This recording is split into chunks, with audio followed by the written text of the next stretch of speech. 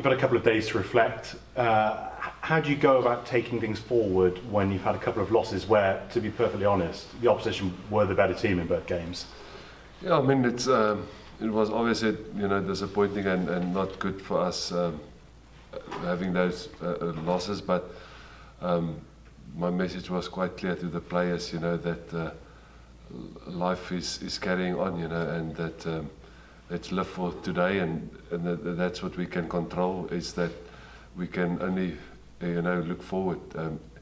History can't be changed, and the past can't be changed. You can, think about it as much as you want to. It's not going to change anything. So we obviously took a lot of lessons out of that, tried to implement that into the training, look at where we can get better. But we're not going to keep on sulking about it. The reality is the challenge is massive on Friday, and if you're going to go in with a negative mindset, it's not going to help. So we're looking forward to a big challenge against a quality side, and the 23 that will be selected has got a big task at hand. Obviously, in the last couple of games, there's been a slight cushion behind you of a few points behind it in the league. This week, though, in the Champions Cup, it's very different, isn't it? It's do or die.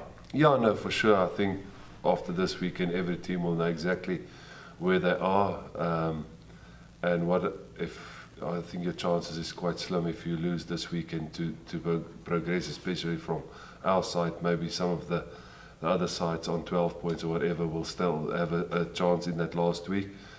But we're not going to, put too much big emphasis on that. We just have to,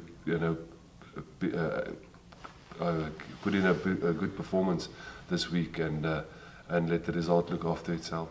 This competition, largely through the club's absence in it for the last 3 years, is hugely important to fans, as you well know.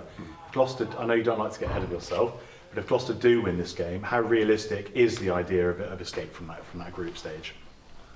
Yeah, I mean, if we win it, like I said, I think it will all boil down to that last week, because then there will be a lot of teams on the same points or close to the same points, and obviously the challenge is going to be massive then to go to Cast away from home and put in a performance there. So there's still so many permutations for us, but I think for the club as a whole to win a side like Munster and to give ourselves a chance in that last week will be massive. But we'll cross that bridge when we get there. I think at this stage, we owe ourselves a better performance since our last home game, and I think that hopefully we can just tick that box first of all.